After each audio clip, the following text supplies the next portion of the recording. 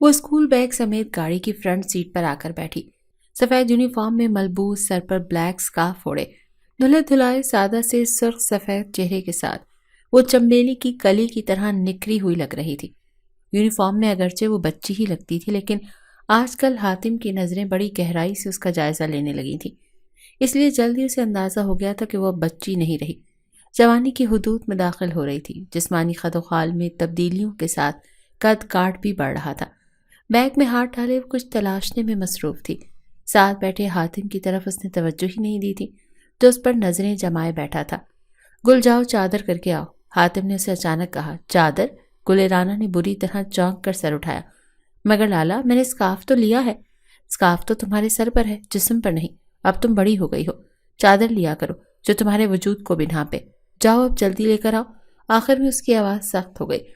مگر لالا، اس نے کچھ کہنا چاہا مگر حاتم نے اس کی بات کاٹ دی اور بولا، میں نے جو کہا ہے وہ کرو، فضول میں دماغ خراب نہ کرو۔ اس کے جھڑکنے پر وہ برے برے منہ بناتی گاڑی سے اتری۔ تھوڑی دیر میں وہ چادر لے کر آ گئی، لیکن اوڑھنے کے بجائے ہاتھ میں پکڑ رکھی تھی۔ یہ چادر ہاتھ میں پکڑنے کے لیے لائی ہو کیا؟ حاتم نے ماتھے پر بل ڈال کر اسے دیکھا۔ میں کیا کروں حاتم لالا، مجھ سے اتنی بڑی چادر نہیں سنبھلتی۔ اس نے رونے والا منہ بنایا تو وہ اسے گھورتا ہوا گاڑی سے اترا اور اس کی سائڈ کا دروازہ کھول کر بولا، باہر آؤ۔ وہ باہر آئی تو حاتم نے چادر پھیلا کر اس کو اوڑھائی اور کہنے لگا، اب سے ایسے اوڑھا کرو۔ پھر اسے بیٹھنے کا اشارہ کرتے خود بھی ڈرائیونگ سیٹ پر بیٹھ گیا۔ گل رانا 8ویں کلاس میں پڑھتی تھی۔ اس کا اسکول حاتم کے آفس کے رستے میں پڑتا تھا، سو وہ جاتے ہوئے اسے ساتھ لے جاتا تھا، جبکہ واپسی پر وہ حمزہ اور علی کے ساتھ آتی تھی۔ وہ دونوں کالج میں پڑھتے تھے، سو وہ لیٹ کالج جاتے تھے، جبکہ واپسی کا ٹائم وہی تھا جس ٹائم گل کی چھٹی ہوتی تھی۔ زریاب خان اور شمریز خان دونوں بھائی 10 سال پہلے اپنی آبائی زمینیں بیچ کر بچوں کے لیے تعلیم کے لیے شہر میں شفٹ ہوئے تھے۔ یہاں دونوں بھائیوں نے مل کر اپنا الیکٹرانکس کا بزنس شروع کیا تھا، جو اب وسیع ہو کر کروڑوں کی مالیت پر مشتمل تھا۔ زریاب خان کا ایک ہی بیٹا تھا، حاتم، جبکہ شمریز خان کی ایک ہی بیٹی گل رانا اور 2 بیٹے حمزہ اور علی تھے۔ حاتم گھر کا سب سے بڑا بیٹا تھا، جو تعلیم مکمل کرنے کے بعد باپ اور چچا کے ساتھ مل کر بزنس سنبھال رہا تھا۔ گل رانا گھر کی اکلوتی اور لاڈلی بیٹی تھی۔ حمزہ اور علی گل رانا سے بڑے تھے۔ گل رانا کا نکاح بچپن میں ہی حاتم سے ہو گیا تھا۔ نکاح کے وقت گل رانا کی عمر 5 سال جبکہ حاتم کی عمر 15 سال تھی۔ یہ نکاح زریاب خان اور شمریز خان کی ماں زبیدہ خانم کے کہنے پر کیا گیا تھا۔ گل رانا کے علاوہ سب واقف تھے۔ گل رانا علی اور حمزہ کی طرح حاتم کو لالا کہتی تھی۔ چونکہ وہ اس رشتے سے ناواقف تھی اور چھوٹی بھی تھی تو حاتم نے کبھی اسے لالا کہنے پر نہیں ٹوکا تھا، لیکن اب وہ بڑی ہو رہی تھی اور حاتم چاہتا تھا کہ وہ اپنے اور اس کے رشتے سے باخبر ہو جائے، کیونکہ اس کے خاندان میں جلدی شادی کا رواج تھا۔ وہ گل کے میٹرک کرنے کے بعد رخصتی کروانے کا ارادہ رکھتا تھا۔ ان کے ہاں عورت کو 7 پردوں میں چھپا کر رکھا جاتا تھا اور لڑکیوں کی زیادہ تعلیم کا رواج بھی نہیں تھا۔ شہر میں شفٹ ہونے کے باوجود زریاب خان اور شمریز خان اپنے اصول اور روایات پر سختی سے عمل درآمد کیا کرتے تھے، اسی لیے حاتم نے شروع ہی سے اس پر روک ٹوک شروع کر دی تھی۔ وہ 9th کلاس میں تھی جب اسکول کے ٹرپ پر جانے کے لیے اس نے بابا جان اور تایا جان سے اجازت مانگی۔ انہوں نے دے دی، لیکن حاتم کو پتہ چلا تو اس نے ڈانٹ کر صاف منع کر دیا۔ پہلی بار گل رانا کو اس پر سخت غصہ آیا۔ وہ تائی جان کی گود میں سر رکھ کر لیٹی، آنسو بہاتے ہوئے حاتم کی برائیاں کر رہی تھی۔ جب حاتم اچانک وہاں آیا تو اسے دیکھ کر گل رانا نے زبان دانتوں تلے دبا لی۔ برائیاں کر رہی ہو اماں جان سے میری؟ اسے کینہ توز نظروں سے گھورتے ہوئے وہ وہیں بیٹھ گیا تھا۔ گل رانا نے گھبرا کر تائی جان کی گود سے سر اٹھایا۔ نہیں حاتم لالا، میں آپ کی برائیاں تو نہیں کر رہی، میں تو یہ کہہ رہی تھی کہ آپ بہت اچھے ہیں اور سمجھ میں نہ آیا کہ آگے کیا بات کرے، اسی لیے ایک بار پھر زبان دانتوں تلے دبا لی۔ اس کے جھوٹ پر حاتم اسے گھورنے لگا، جبکہ فریدہ خانم مسکرانے لگی۔ تم میری بیٹی کو زیادہ تنگ نہ کیا کرو حاتم، انہوں نے منہ بسورتی گل کی طرف دیکھ کر حاتم سے کہا۔ اماں جان، میں اسے ہمارے خاندان کی عورتوں کے طور طریقے سمجھانے کی کوشش کر رہا ہوں، مگر اس کی خالی عقل میں یہ بات نہیں سما رہی۔ 15 سال کی ہو گئی ہے، یہ سمجھا دیں، اسے بچی نہیں ہے یہ، اسی لیے نکل آئے اب اس بچپنے سے، ڈھنگ سے تمیز سیکھے عورتوں والی۔ حاتم نے ناگوار نظروں سے اس کی طرف دیکھتے ہوئے اماں جان سے کہا تو وہ حیرت سے الٹا اسے دیکھنے لگی۔ کمال کرتے ہو حاتم، کیا بار بار عورت عورت لگا رکھی ہے؟ 15 سال کی بچی ہے یہ، آہستہ آہستہ سیکھ جائے گی، ختم ہو جائے گا بچپنا۔ اب تم 15 سال کی عمر میں اس سے 20-25 سال کی لڑکیوں والی سمجھداری کی امید کرتے ہو؟ اماں جان، آپ کی اور تائی کی یہی باتیں اسے شے دے کر مزید بگاڑتی جا رہی ہیں، حاتم نے ناراضگی سے کہا۔ گلریانہ ایک جھٹکے سے اٹھی اور روتے ہوئے باہر بھاگ گئی۔ فریدہ خانم نے افسوس بھری نگاہوں سے حاتم کو دیکھا، پھر تو حاتم کی روک ٹوک اٹھتے بیٹھتے اسے زجر کرنے لگی۔ گل، سر پر دوپٹہ لو، گل بچوں کی طرح حرکتیں نہ کرو، گل یہ نہیں کرنا وہ نہیں کرنا۔ گلریانہ خون کے گھونٹ پی کر رہ جاتی۔ انہی پابندیوں کی وجہ سے اس کا دل حاتم سے سخت متنفر ہوتا جا رہا تھا۔ وہ میٹرک میں تھی جب اس نے بابا جان سے اکیڈمی جوائن کرنے کی اجازت مانگی، کیونکہ اس کی سب فرینڈز اسکول کے بعد اکیڈمی جاتی تھی۔ حاتم کو پتہ چلا تو اس نے گھر میں طوفان کھڑا کر دیا۔ اب اکیڈمی کے بہانے گھر سے باہر نکلے گی، دوسری لڑکیوں کے رنگ ڈھنگ دیکھے گی، اس کا تو دماغ خراب ہوگا۔ انہی کے رنگ میں رنگ جائے گی اور پھر ایک دن ہماری عزت نیلام کر دے گی۔ یوں باقی چھوٹی چھوٹی خواہشات کی طرح یہ والی بھی حاتم نے پوری نہ ہونے دی۔ گلریانہ کے دل میں اس لیے غصے کے ساتھ ساتھ نفرت بھی پیدا ہونے لگی۔ وہ جہاں بھی جانے کا نام لیتی، کسی بھی چیز کی خواہش کرتی، حاتم اس کے راستے میں آ جاتا اور اس کی خواہش خواب بن کر رہ جاتی۔ وہ اپنی فیلوز اور فرینڈز کو فیشن والے کپڑے پہنتے، میک اپ کرتے دیکھتی تو اس کا بھی دل چاہتا کہ وہ بھی سب کرے، مگر حاتم لالا کی موجودگی میں ایسا قیامت تک ممکن نہیں تھا۔ ایک بار اس نے اپنی فرینڈز کی دیکھا دیکھی دائیں ہاتھ ناخن بڑھائے۔ اپنے اس ہاتھ کو وہ زیادہ تر چھپا کر رکھتی تھی، مگر حاتم کی تیز نظروں سے اس کا یہ شوق مخفی نہ رہ سکا۔ اسے سخت سست سناتے ہوئے حاتم نے خود اپنی نگرانی میں زبیدہ خانم سے اس کے ناخن کٹوائے تھے۔ پورا ایک دن وہ روتی رہی تھی۔ اس کی ایک دوست کی شادی طے ہو گئی تھی۔ وہ گلریانہ کو کارڈ دینے گھر آئی تھی۔ خوش قسمتی سے حاتم ایک ہفتے سے دوسرے شہر گیا ہوا تھا۔ گلریانہ نے موقع غنیمت جان کر سب سے اجازت لے لی، مگر اس کی بدقسمتی کے عین موقع پر حاتم آ گیا اور اس کی تیاری کو چپتی ہوئی نظروں سے دیکھ کر بولا، کہاں جا رہی ہو تم؟ جھوٹ بولنا ممکن ہی نہیں تھا، اسی لیے سچ سچ بول دیا۔ حاتم کے ماتھے پر بل پڑ گئے۔ کس سے اجازت لی تم نے؟ اس نے درست لہجے میں بولا۔ وہ سب نے دی، گلریانہ ڈرتے ڈرتے بولی۔ تمہیں پتا ہے نا ہمارے خاندان کی عورتیں انتہائی مجبوری کے علاوہ کہیں باہر نہیں جاتی۔ گلریانہ نے جھکا سر اس بات میں ہلایا۔ پھر تم کیوں جا رہی تھی؟ میری غیر موجودگی میں تمہارے پر نکل آتے ہیں، کاٹ دوں گا کسی دن، اس نے سرد آواز میں کہا۔ گلریانہ کی آنکھوں میں آنسو آ گئے۔ لالا پلیز جانے دے، میری دوست کی بارات ہے، اس نے التجا کی۔ حاتم نے درست اور سرد لہجے میں اس کی بات کاٹتے ہوئے کہا، تمہاری دوست کی بارات میں غیر مرد بھی ہوں گے، ہم اتنے بے غیرت نہیں ہیں جو اپنے گھروں کی عورتوں کو غیر مردوں کو دکھاتے پھریں۔ اب بس جو کہہ دیا چپ چاپ اسی پر عمل کرو۔ اس کی حتمی سرد آواز پر وہ چاہ کر بھی احتجاج نہیں کر سکی تھی۔ ٹھیک ہے لالا، نم لہجے میں کہتے ہوئے وہ وہاں سے جانے لگی جب حاتم کی آواز پر رکی۔ مجھے دوبارہ لالا مت کہنا، میں تمہارا لالا نہیں ہوں، یہ بات پہلی اور آخری بار سمجھا رہا ہوں۔ اگر آئندہ لالا کہا تو مجھے مجبوراً اپنا اور تمہارا وہ رشتہ ظاہر کرنا پڑے گا جو ابھی تمہاری چھوٹی عقل قبول نہیں کر سکے گی۔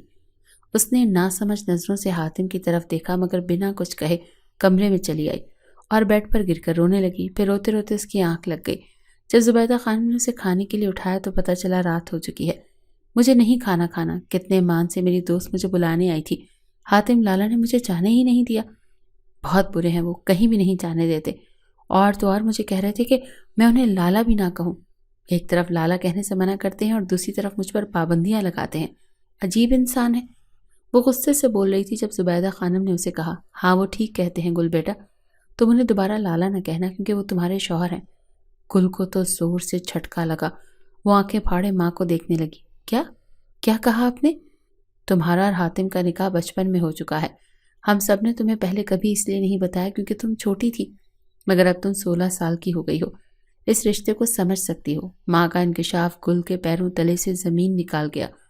وہ جس شخص کو بمشکل جھیل رہی تھی، ناپسند کرتی تھی، اس خیال میں تھی کہ جب اس کی شادی ہو جائے گی تو حاتم لالا نامی اس بلا سے سر سے ٹل جائے گی، مگر یہ تو اب معلوم ہوا کہ وہ ہمیشہ اس بلا کے چنگل میں رہنے والی تھی۔ اس نے تو رو رو کر گھر سر پر اٹھا لیا۔ حاتم لالا میرے بھائی ہیں، علی اور حمزہ کی طرح، میں ان سے شادی نہیں کروں گی۔ لیکن تمہاری شادی تو ہو چکی ہے بچپن میں ہی ان سے، قریب بیٹھا حمزہ مسکرا کر بولا۔ گلریانہ نے غصے میں 7 بڑا کشن اٹھا کر اسے دے مارا تھا۔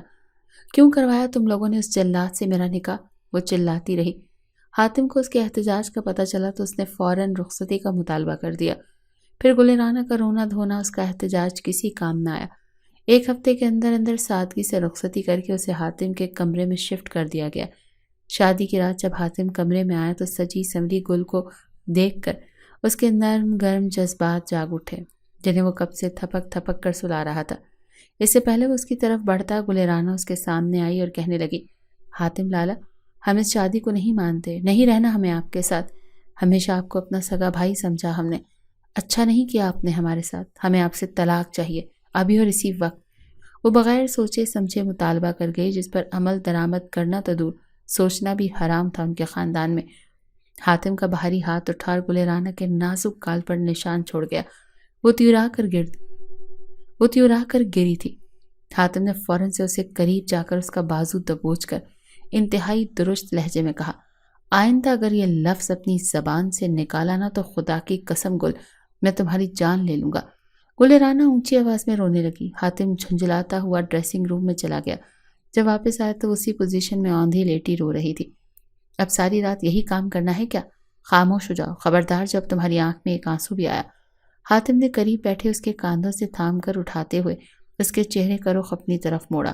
وہ سسکیاں لے رہی تھی، رونے کی وجہ سے میک اپ پھیلا ہوا تھا، ماتھے کی بندیاں ڈھلک چکی تھی، کانوں میں بڑے بڑے بڑے آویزے جھول رہے تھے۔ دوپٹہ سائڈ پر گرا ہوا تھا۔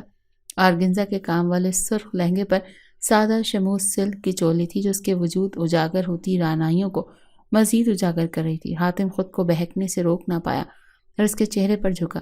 یہ کیا کر رہے ہیں حاتم لالا، چھوڑے مجھے۔ گلرانا نے مزاحمت شروع کر دی۔ شٹ اپ، شوہر ہوں میں تمہارا، لالا نہیں۔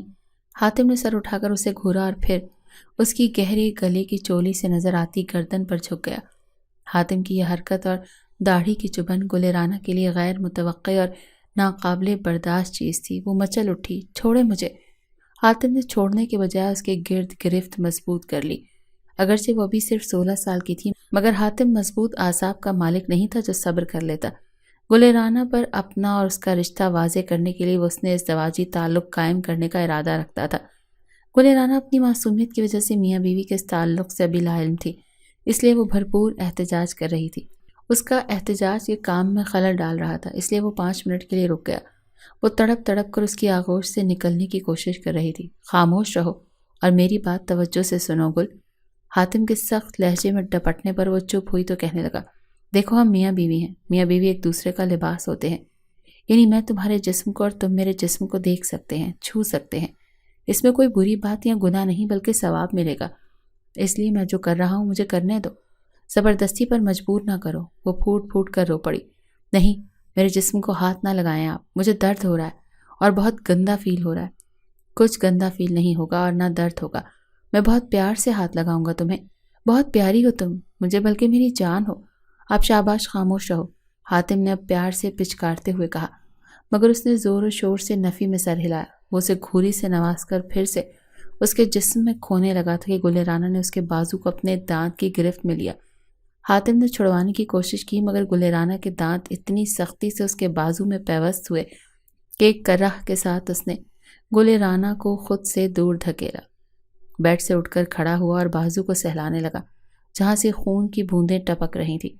گلرانا کی ناخیز بدن کی کشش اور اس کی اس حرکت پر وہ تو جیسے پاگل ہو گیا۔ بیڈ سے اٹھتی گلرانا کو اس نے انتہائی غصے سے دوبارہ بیڈ پر دھکیلا اور اپنی وحشی گرفت میں لیا۔ اس بار اس کی گرفت اتنی سخت تھی کہ گلرانا کے حلق سے چیخیں نکلی۔ حاتم نے اس کے منہ پر ہاتھ رکھا مگر اس کا ہاتھ ایک بار پھر گلرانا کے دانتوں کے درمیان میں تھا۔ جیسی اس کی گرفت ایک مرتبہ پھر ڈھیلی پڑی، گلرانا نے اس کے پہاڑ جیسے وجود کو بڑی مشکل سے دور دھکیلا اور بیڈ پر چھلانگ لگا کر نیچے اتری۔ دروازے تک پہنچ کر وہ اس کی کنڈی کھولنا ہی چاہتی تھی کہ حاتم نے اس کے سر پر آ پہنچا۔ اس نے گل کو دبوچنا چاہا مگر گلرانا چکنی مچھلی کی طرح اس کے ہاتھوں سے پھسلتی جا رہی تھی۔ تب اس نے جھنجھلا کر ایک بار پھر اس کے منہ پر تھپڑ جڑ دیا۔ اس بار گلرانا کے حلق سے پہلے سے بھی زیادہ بلند چیخیں نکلی۔ حاتم نے اس کے منہ پر ہاتھ رکھ کر اس کی چیخوں کا گلا گھونٹنا چاہا مگر گل نے ایسے ہونے نہ دیا۔ وہ ایسے گلا پھاڑ کر چلائی کہ سارے گھر والے حاتم کے کمرے کے باہر جمع ہو گئے۔ جب دروازہ زور زور سے بجایا تب حاتم کو ہوش آیا۔ اس نے گل کو چھوڑا اور اپنے آپ پر بمشکل قابو پاتے دروازہ کھولا۔ دروازے پر زبیدہ خانم، فریدہ خانم، شمریز اور زریاب، اس کے چہرے پر شرمندگی کے تاثرات پیدا ہو گئے۔ اب گھر والوں کو کیا وجہ بتاتا کہ اس کی بیوی اسے پاس نہیں آنے دے رہی تھی اور وہ اتنا بے صبرا تھا کہ زبردستی کر رہا تھا۔ پھوٹ پھوٹ کر روتی گل ماں کے گلے سے جا لگی۔ وہ سب حاتم کو پریشان سوالیہ نگاہوں سے دیکھ رہے تھے۔ کیا ہوا حاتم، کیوں رو رہی ہے یہ؟ فریدہ خانم نے پریشانی سے گل کی طرف دیکھتے خاموش کھڑے حاتم سے سوال کیا۔ وہ اصل میں، اس نے گلا پھنکار کر کوئی بہانہ تلاشنا چاہا کہ روتی ہوئی گل بولی، اماں جان، حاتم لالا بہت برے ہیں، بہت ہی گندے ہیں، انہوں نے میرے ساتھ بہت گندی حرکتیں کی ہیں اور بہت گندے طریقے سے ہاتھ لگایا ہے، یہاں۔ اس نے اپنے چہرے اور جسم کی طرف اشارہ کیا۔ حاتم تو شرمندگی سے زمین میں گڑ گیا۔ باقی سب کے چہروں پر بھی شرم بھرے تاثرات ابھرے، اور میرے چہرے پر 2 بار تھپڑ بھی مارا اور کہہ رہے تھے کہ میرے ساتھ۔ گل نے مزید بھی بتانا چاہا، مگر زبیدہ خانم نے جلدی سے اس کے منہ پر ہاتھ رکھ دیا۔ خاموش رہو گل، انہوں نے ڈپٹا، مگر گل نے غصے سے ان کا ہاتھ جھٹک دیا اور چلا کر بولی، آپ سب برے ہیں، میں ان کو اپنا بھائی سمجھتی تھی اور آپ نے ان سے میری شادی کر دی۔ اگر شادی ہی کرنی تھی میری تو کسی اور سے کرتے، اور انہوں نے جو اپنا گندا روپ مجھے دکھایا نا، نفرت ہے ان کی شکل سے بھی مجھے۔ اب میں ان کے کمرے میں نہیں رہوں گی، اگر آپ لوگ مجھے زبردستی یہاں چھوڑ گئے تو صبح آپ کو میری لاش ملے گی۔ اپنی بات مکمل کر کے وہ لہنگے کو دونوں ہاتھوں سے سنبھالتی بھاگتی ہوئی حاتم کے کمرے سے نکل گئی۔ اپنے کمرے میں آ کر اس نے کنڈی لگا لی اور بستر پر لیٹ کر کمبل اوڑھ لیا۔ اس کا دل خوف سے دھڑک رہا تھا۔ حاتم کا اس لیے کراہیت آمیز ناقابل برداشت تھا۔ اپنے جسم پر اسے ابھی بھی سوئیاں چبھتی محسوس ہو رہی تھیں۔ حاتم کا لمس کسی کانٹے کی طرح اس کے نازک وجود میں چبھا تھا۔ تھپڑ لگنے سے درد کے احساس سے چہرہ الگ جھلس رہا تھا اور جسم الگ دکھ رہا تھا۔ سسکیاں لے لے کر روتی رہی۔ اس نے پکا ارادہ کر لیا تھا کہ اب حاتم کے کمرے میں ہرگز نہیں جائے گی۔ اگر اسے زبردستی بھیجا گیا تو وہ زہر کھا لے گی۔ صبح زبیدہ خانم اور فریدہ خانم اس کا دروازہ کھٹکھٹاتی رہیں، مگر اس نے اس خوف سے نہیں کھولا کہ کہیں اسے دوبارہ حاتم کے کمرے میں نہ بھیج دیا جائے۔ آخر شمریز خان اور زریاب خان آئے اور اس کی یقین دہانی کے بعد اسے دروازہ کھلوایا کہ اسے حاتم کے کمرے میں نہیں بھیجا جائے گا۔ گل رانا بہت ڈری ہوئی تھی، وہ کمرے سے باہر آنے پر راضی نہیں تھی۔ سب اسے بہلا بہلا کر تھک گئے تھے، مگر وہ کچھ سننے پر تیاری نہیں تھی۔ زریاب خان اور فریدہ خانم نے حاتم کو اکیلے کمرے میں بلا کر اس کے خوب لتے لیے تھے۔ تم سے صبر نہیں ہو سکتا تھا کیا؟ حاتم ابھی تو اس کا بچوں والا دماغ ہے، میاں بیوی کے رشتے کے تعلق سے ناواقف ہے، ابھی اس نے تمہارے اور اپنے رشتے کو بھی قبول نہیں کیا۔ ایسی کیا جلدی تھی تمہیں؟ تحمل سے کام لینا چاہیے تھا، اسے وقت دینا چاہیے تھا۔ وہ تمہاری ہی بیوی تھی، کہیں بھاگی تو نہیں جا رہی تھی۔ میں اور زبیدہ بھی سمجھاتے اس کو، آہستہ آہستہ وہ سمجھ ہی جاتی۔ ہمیشہ تو اس نے بچی نہیں رہنا تھا نا، تم نے ہمیں زبیدہ اور شمریز بھائی کے آگے شرمندہ کر کے رکھ دیا ہے۔ اپنی اکلوتی پھولوں جیسی نازک سی بچی، عمر کے اتنے فرق کے باوجود انہوں نے تمہارے حوالے کی، اور تم نے اس کے گال پر تھپڑ مارے۔ ذرا شرم نہیں آئی تمہیں؟ گل پر ہاتھ اٹھاتے ہوئے، وہ بھی شادی کی پہلی رات۔ فریدہ خانم اور زریاب اس پر سیخ بات ہے۔ زریاب کا تو بس نہیں چل رہا تھا کہ بیٹے کا منہ تھپڑوں سے لال کر دیں۔ حاتم نے انہیں چھوٹے بھائی کے آگے شرمندہ کر کے رکھ دیا تھا۔ کس قدر شکایتی نظروں سے انہوں نے بڑے بھائی کی طرف دیکھا تھا جب گل نے کہا تھا کہ حاتم نے اسے تھپڑ مارے ہیں۔ حاتم کے پاس خاموشی کے سوا کوئی چارہ نہیں تھا۔ اس نے شرمندہ انداز میں ماں اور باپ کے ساتھ تایا اور تائی سے معافی مانگی تھی۔ وہ گل کو منانا چاہتا تھا، اس سے معذرت بھی کرنا چاہتا تھا، مگر گل اس کا وہ وحشی روپ دیکھنے کے بعد اتنی خوفزدہ تھی کہ اس نے صاف کہہ دیا تھا اگر حاتم دوبارہ اس کے پاس آیا تو وہ خودکشی کر لے گی۔ بیٹی کی خوفزدہ حالت نے شمریز خان کو سوچنے پر مجبور کر دیا تھا۔ پھر اس نے فیصلہ کیا اور کہا، جب تک میری بیٹی حاتم کے ساتھ اس رشتے کو قبول نہیں کر لیتی تب تک اسے حاتم کے کمرے میں نہیں بھیجوں گا۔ میں اب اپنی اکلوتی بیٹی پر کسی قسم کی زبردستی نہیں کروں گا۔ اب چاہے وہ ساری زندگی بھی حاتم کو قبول نہ کرے، میں اسے اپنی دہلیز پر بٹھائے رکھوں گا، مگر حاتم کے ساتھ زندگی گزارنے پر مجبور نہیں کروں گا۔ شمریز خان کے اس فیصلے پر جہاں گل کی جان میں جان آئی، وہاں حاتم کو اپنے کیے پر سخت شرمندگی اور پچھتاوا ہوا۔ زریاب خان اور فریدہ خانم نے شمریز خان کے اس فیصلے پر کوئی اعتراض نہیں کیا، کیونکہ حاتم کی وجہ سے وہ پہلے ہی شمریز اور زبیدہ خانم سے شرمندہ تھے۔ گل رانا جو پہلے حاتم کے ڈر سے اپنے کمرے میں قید رہتی تھی، شمریز خان اور زبیدہ خانم کے سمجھانے پر پھر اسکول جانے لگی، کیونکہ اس کے میٹرک کے امتحان میں صرف 3 مہینے رہ گئے تھے۔ اب اسے لانے لے جانے کی ذمہ داری شمریز خان نے خود اٹھا لی تھی، کیونکہ گل اسکول جانے پر راضی ہی اسی شرط پر ہوئی تھی کہ بابا جان خود اس کے پک اینڈ ڈراپ کی ذمہ داری لیں گے۔ جب اسکول آنے جانے کے لیے اس نے کمرے سے باہر نکلنا شروع کیا تو کبھی کبھار آتے جاتے حازم سے بھی سامنا ہو جاتا تھا، گلرانا اسے دیکھ کر چہرے پر نفرت آمیز تاثرات سجائے سائڈ پر ہو کر نکل جاتی تھی۔ حاتم اسے دیکھ کر اگنور کرتا، خاموشی سے گزر جاتا۔ اس نے گلرانا سے مخاطب ہونے کی کبھی کوشش نہیں کی، کیونکہ زریاب خان اور فریدہ خانم نے اسے سختی سے منع کر رکھا تھا کہ جب تک گل اس کے ساتھ اپنے رشتے کو قبول نہیں کر لیتی تب تک وہ اس سے بات نہیں کرے گا۔ حاتم نے چپ چاپ یہ بات مان لی تھی، کیونکہ اب وہ خود بھی اس پر زبردستی اپنا رشتہ نہیں تھوپنا چاہتا تھا۔ اسی لیے اس نے فیصلہ کیا کہ وہ گل کا انتظار کرے گا، چاہے اس میں سال ہی کیوں نہ لگ جائیں۔ اس رات کی اقدام پر اسے پچھتاوا تھا۔ اس نے ایک بار گل سے معذرت بھی کرنے کی کوشش کی، مگر وہ تو اسے خود سے مخاطب ہوتا دیکھ کر ڈر کر اپنے کمرے میں بھاگ گئی تھی۔ پھر حاتم کو ماں باپ سے ڈانٹ پڑی تھی، کیونکہ گل نے اس کی شکایت تائے تائی سے کر دی تھی۔ میں تو بس معذرت کر رہا تھا اس سے، اس نے شرمندہ ہو کر صفائی دینے کی کوشش کی۔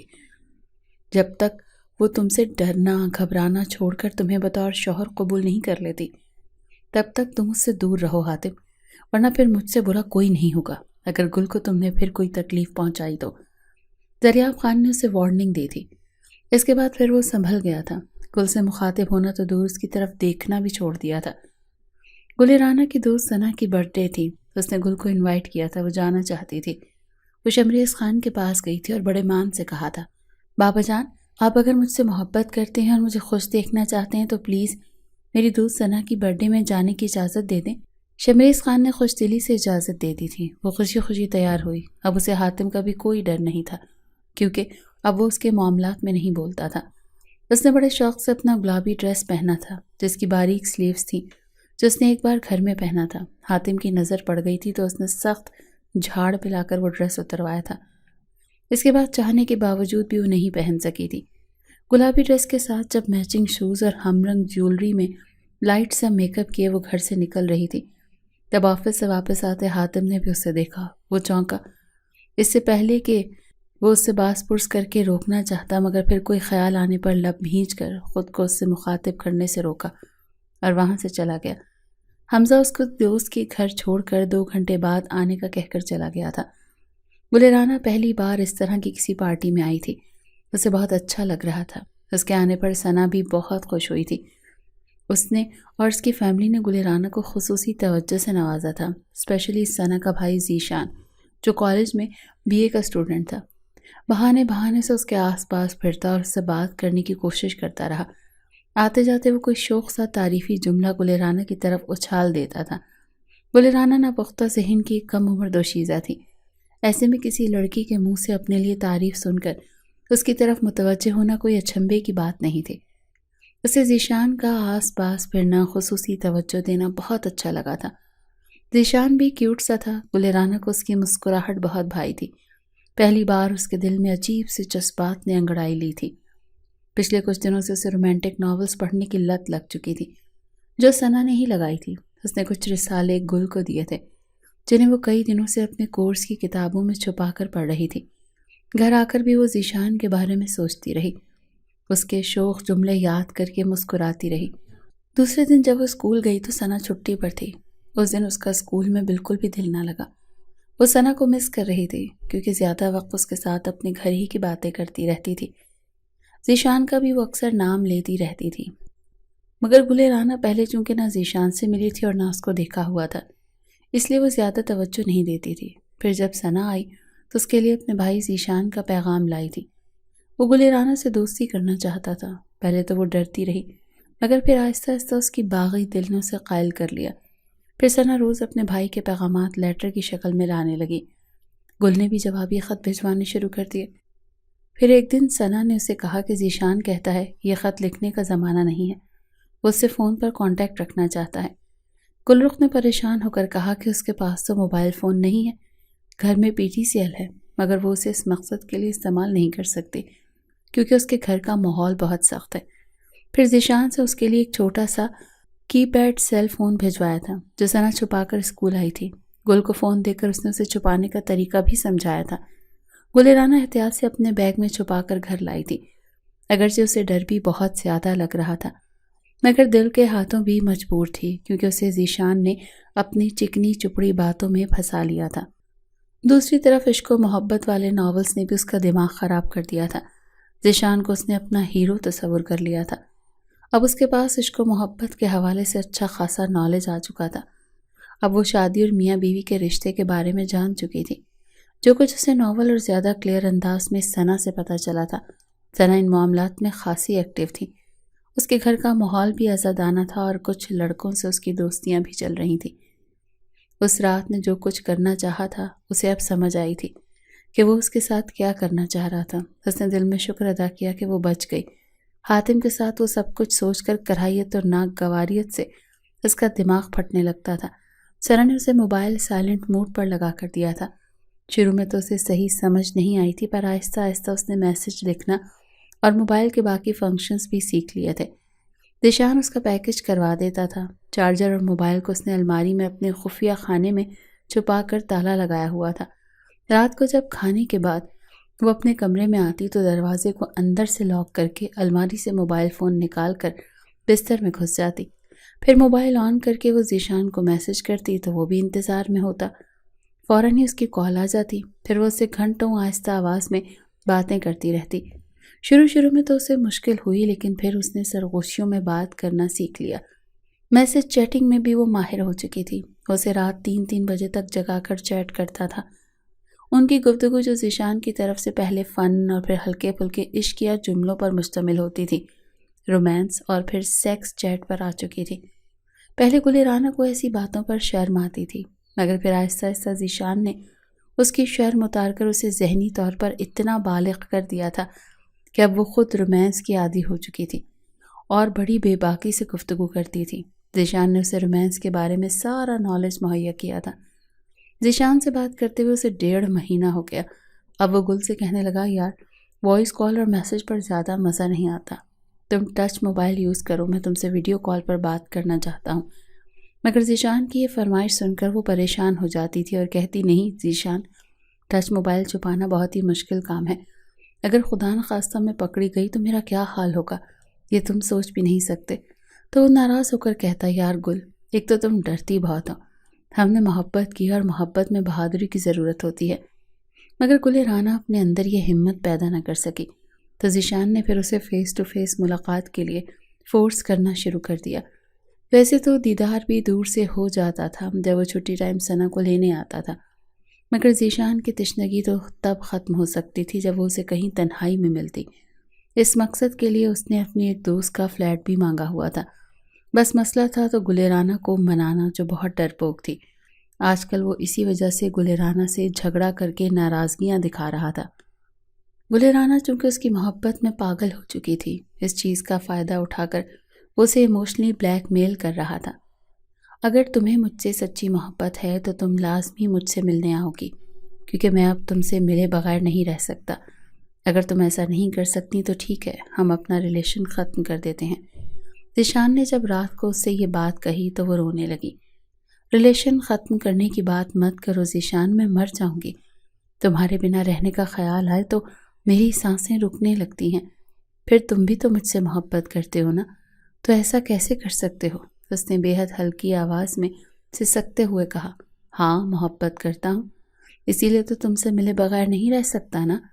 کتنے عرصے سے میں نے خود پر کنٹرول رکھا ہے، یہ میں جانتا ہوں۔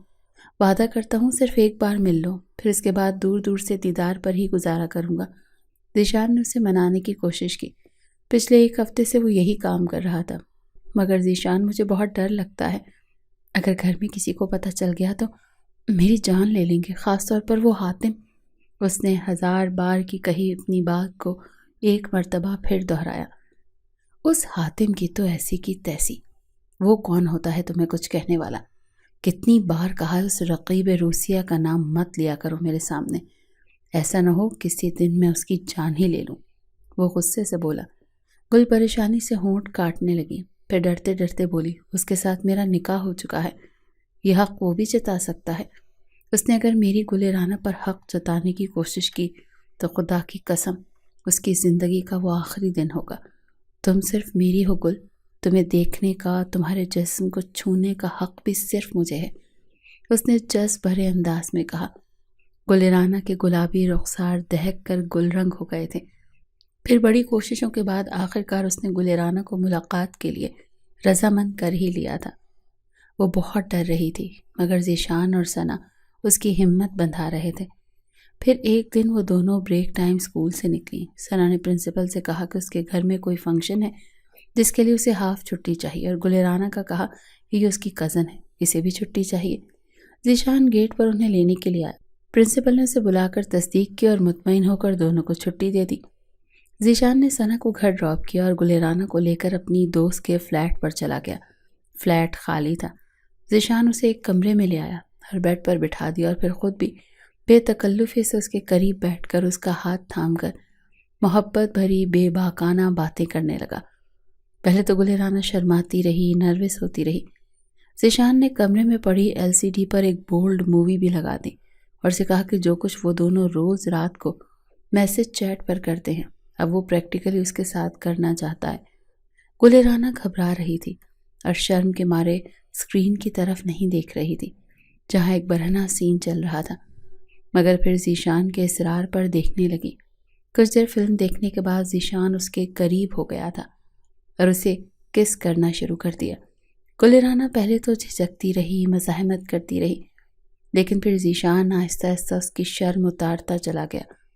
اب جو کچھ اسکرین پر چل رہا تھا اس نے آہستہ آہستہ وہی سب گلرانا کے ساتھ کرنا سٹارٹ کر دیا۔ گلرانا ڈر کی وجہ سے تھوڑی سی مزاحمت اب بھی کر رہی تھی، مگر ذیشان آؤٹ آف کنٹرول ہوا جا رہا تھا، تو اس کی بے باک شدتوں کے آگے پھر گلرانا کی مزاحمت دم توڑ گئی۔ ذیشان کی محبت میں چور اس نے خود کو اسے سونپ دیا۔ دھیرے دھیرے ذیشان اس کے اور اپنے درمیان تمام پردے گراتا چلا گیا۔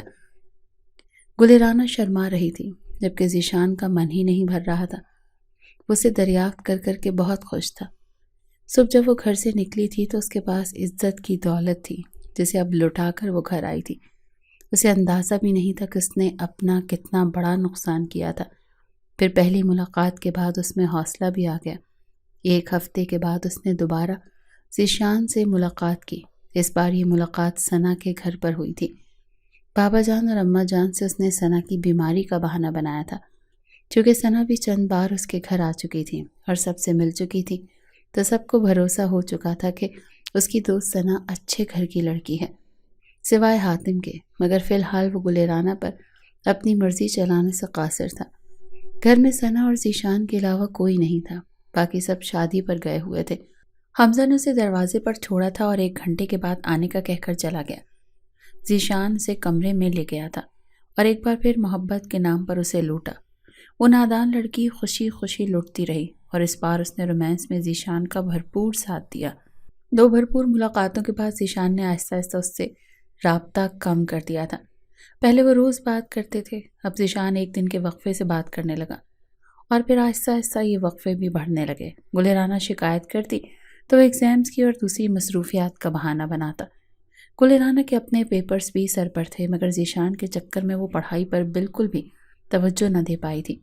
ایک طرف ذیشان کی وجہ سے پریشان تھی جو اچانک بدل گیا تھا، نہ پہلے کی طرح اسے ٹائم دے رہا تھا اور نہ ہی پہلے کی طرح محبت بھری باتیں اور رومانس چیٹ کرتا۔ دوسری طرف ایگزامز تھا جس کی تیاری نہیں تھی۔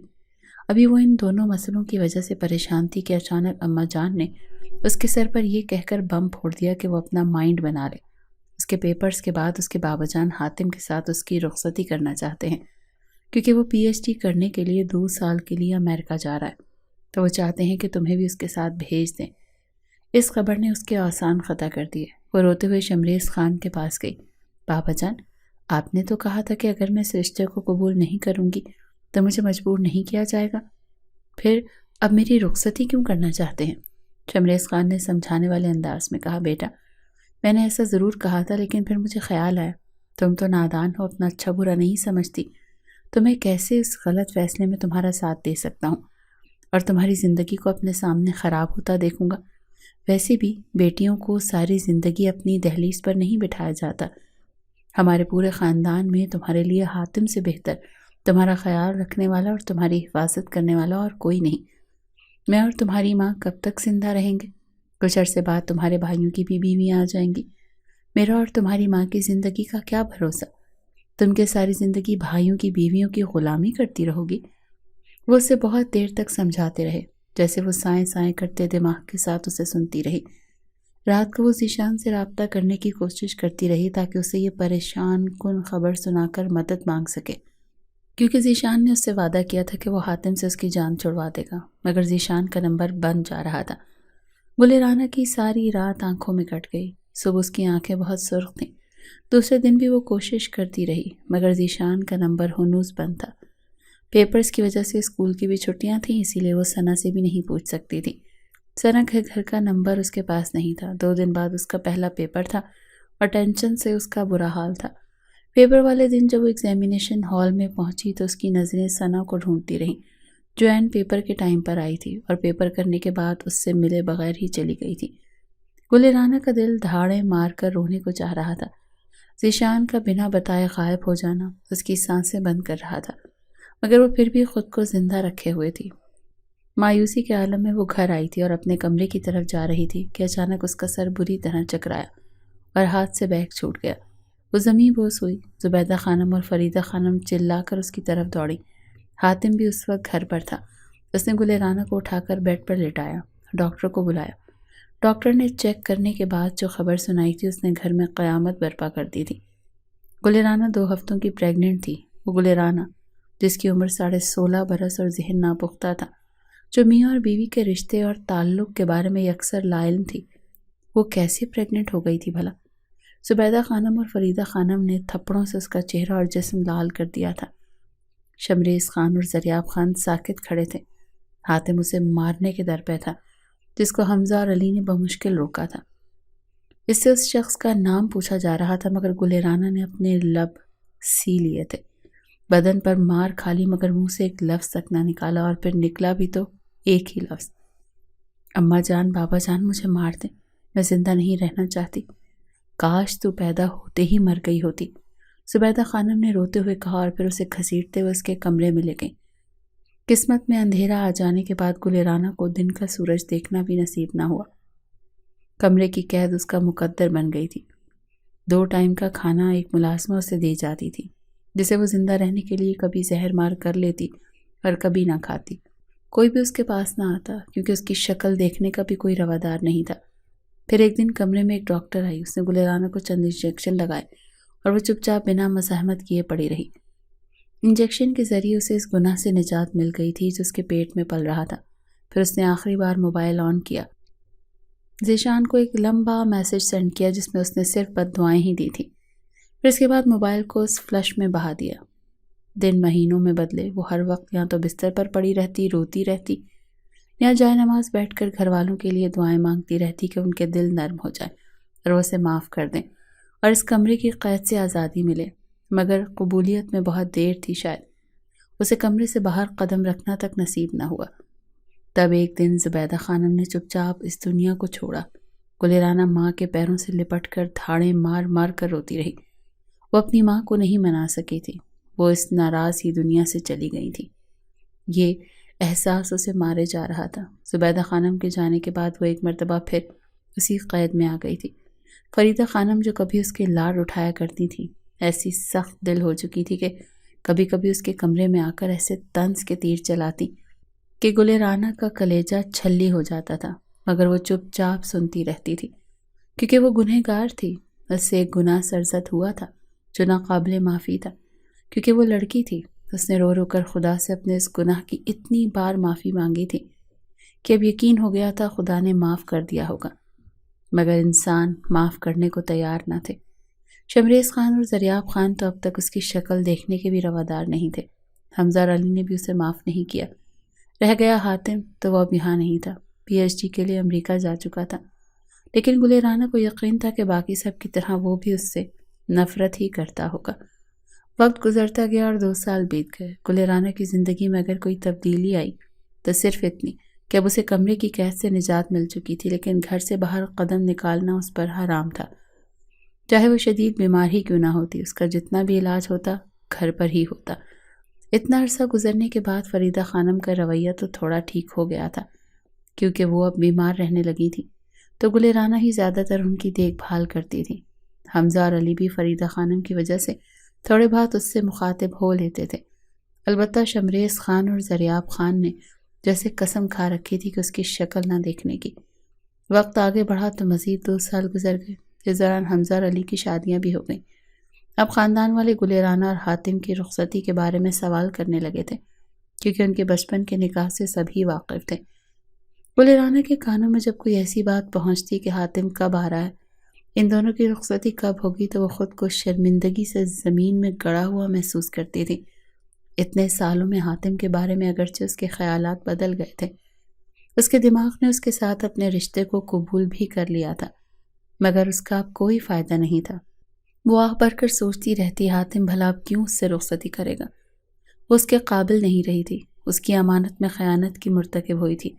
وہ یقیناً اسے طلاق تو نہ دیتا، کیونکہ ان کے خاندان میں طلاق کا رواج نہیں تھا، مگر اپناتا بھی نہ، اور نہ ہی اب کوئی اسے یہ کہتا کہ گل رانا کو اپناؤ۔ وہ دن رات پچھتاووں کی آگ میں جلتی، دعاؤں اور وظیفوں میں مشغول رہتی۔ پھر ایک دن حاتم واپس آ گیا۔ گل رانا نے چھپ کر اسے دیکھا۔ پہلی بار گل رانا کو رشک آیا۔ وہ پہلے سے زیادہ ہینڈسم ہو گیا تھا۔ نہ جانے خاندان کی کس خوش قسمت لڑکی کے نصیب میں ہوگا۔ میں نے تو اپنا روشن نصیب اپنے ہاتھوں سے تاریک کر دیا، اس نے بے حد دل گرفتگی سے سوچا تھا۔ پھر ایک دن اسے اپنی حاتم کے ساتھ رخصتی کا پتہ چلا۔ وہ شاکڈ رہ گئی، حیرت کی زیادتی سے منجمد ہو گئی۔ حاتم اسے قبول کر رہا تھا، اس سب کے بعد بھی۔ اس نے توقع نہیں کی تھی۔ حاتم کے ساتھ اس کی رخصتی بڑی دھوم دھام سے ہوئی تھی۔